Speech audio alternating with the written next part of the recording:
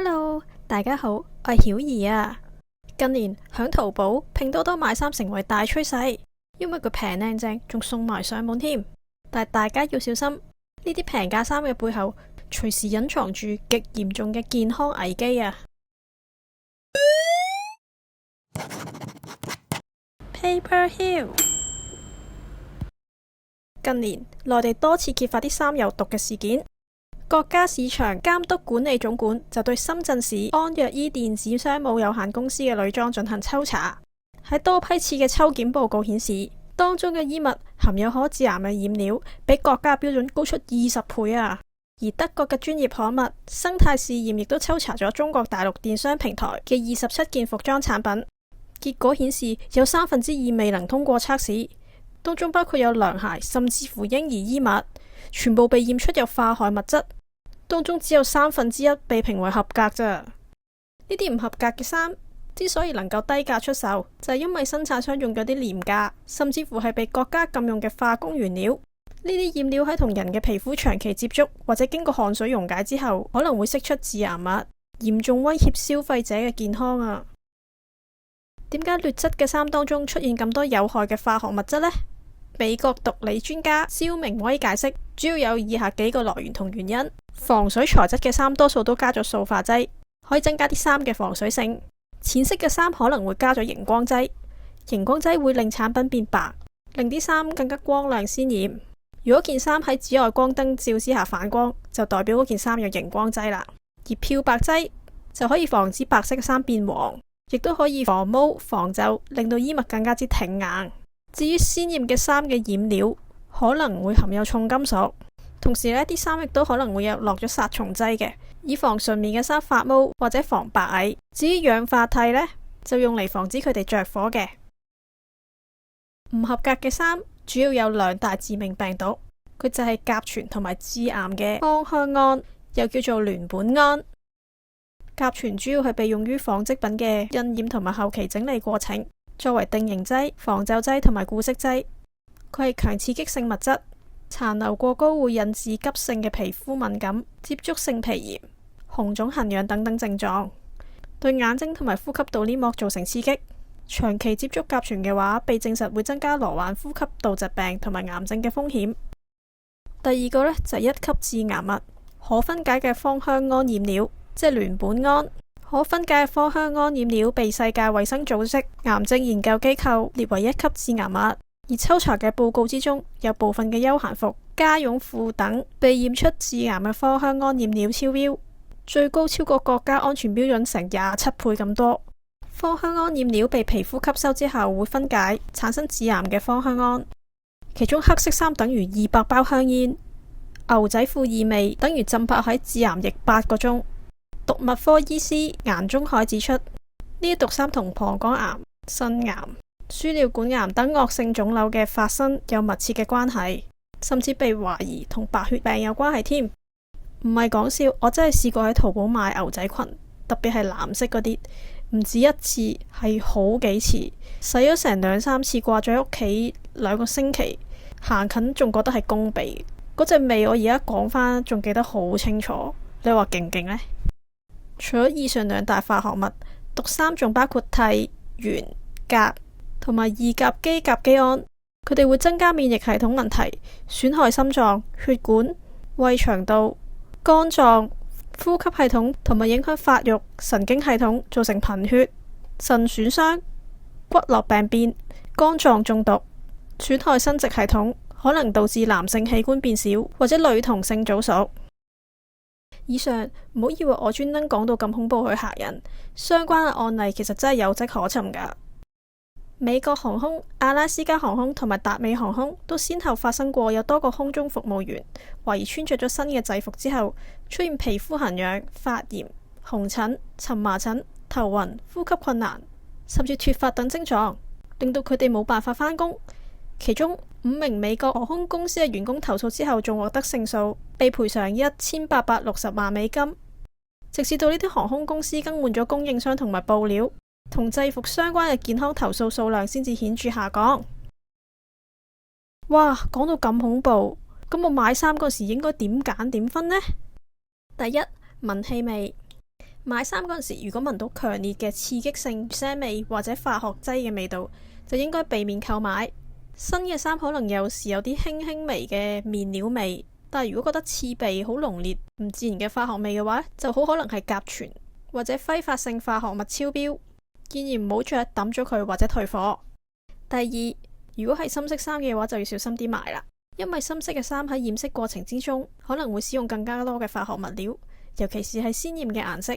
摸起嚟過分硬或者有啲亮麗塗層咁嘅印花嘅衫，可能需要用更加多嘅化學物料去製作，風險更加之高。同時，黑色嘅緊身衫要盡量可免則免啦，因為商人有機會將有問題嘅面料染成深色處理，以遮蓋染色嘅失誤或者面料嘅缺陷。會建議大家盡量選擇返淺色嘅衫或者素色嘅衫，特別係貼身嗰啲。質地方面呢，應該優先去揀啲天然嘅面料，好似馬絲啊、天然纖維，少啲揀尼龍嘅。要小心咁樣買特殊處理嘅衣服，有免燙或者防生鏽等等有功能性嘅衫，往往需要更加多嘅化學處理，所以殘留嘅風險更加之高。咁我頭先都講過啦，牛仔類嘅服裝、牛仔褲啊，喺染色同埋製造嘅過程之中，可能使用含有甲醛嘅化學劑，特別係黑色嘅牛仔褲，所以殘留有害嘅物質就更加之多啦。着嗰陣時注意穿着感受，如果着咗上身之後覺得好痕啊、紅腫啊、唔舒服嘅話，就即刻要停止穿着同埋揾醫生檢查啦。第四，購買嘅時候檢查吊牌同埋標籤。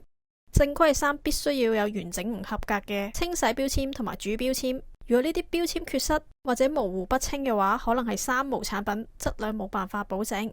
根據內地國家紡織品基本安全技術規範，服裝分為三類，應該優先選擇 B 類直接接觸皮膚嘅，或者 A 類嬰幼兒產品嘅衫最安全。而 C 類非直接接觸皮膚嘅衫應該避免穿着。如果吊牌上面冇任何嘅安全等級標示，冇合格證或者工廠嘅名同埋地址，就應該立刻拒絕購買或者退貨。咁啱呢，我拍呢條片嘅時候有一批拼多多到咗啊，等我即場開箱去做下實驗先。第一件呢係淺色嘅外套，佢嘅質地感覺係正常嘅，但係左睇睇右睇睇都完全揾唔到有任何標籤，所以 fail。跟住呢對係買嚟着瞓覺嘅保暖襪，除咗有寫99%係尼龍之外呢，就乜嘢都冇寫啦，都係 fail。之後呢件係冷衫，咦，終於有個牌啦，但係點解係就咁擺出邊嘅？佢有寫到成分啦，同埋呢一度終於睇到呢個係 B 類，係安全嘅。仲有點樣洗啦？呢件呢應該係合格嘅，但係佢就咁樣擺喺出邊呢，我就有少少保留啦。跟住係呢條頸巾，都係乜都冇 ，fail。哇！呢對耳環好靚啊，我好似越拆越興奮，變咗開箱片添。咦？但係佢反而有寫合格同標準喎。最後一件係條顏色鮮艷嘅裙，喺貨尾店嗰度買好平，幾蚊嘅啫。不過質地摸落好膠，如我所料啦，佢都係咩都冇嘅。fail。拆晒呢度6件貨啦，除咗耳環同埋件衫嗰度有個跌出嚟嘅牌之外呢，係全部都冇牌噶。fail。新買嘅衫一定需要洗乾淨先着，就算唔係有冇毒嘅問題呢，有啲人着完件衫唔中意走去退貨，你着上身上面其實都係有啲嘔心嘅。洗之前可以先將白醋或者鹽放落30至到40度嘅溫水，比例大約係每公升水放1至2湯匙啦。之後浸泡30分鐘至到1個鐘，因為鹽水嘅礦物質同埋白醋嘅醋酸能夠同啲衫嘅纖維結合，形成保護膜，有助於鎖色。而浸水嘅過程呢，可以溶化甲醛。浸完之後過水，再用洗衣液洗，建議可以放多啲洗衣液，甚至洗多幾次，咁樣可以將大部分有害嘅物質清除，盡量減低對皮膚嘅傷害。洗完之後通風曬乾啲衫，因為通風曬乾呢個過程都可以加速甲醛嘅揮發。至於水洗後甩色好嚴重嘅衫，係咪適合繼續着呢？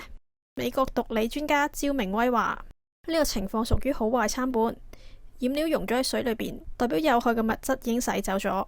如果冇嘅話，呢啲物質可能會染咗喺我哋身上邊。但係呢啲衫嘅品質都非常之差，建議唔好選擇咁樣嘅廠。如果洗完都係覺得太臭嘅話，即係洗極都仍然有害嘅物質啊，咁就唔好再着，需要掉咗佢啦。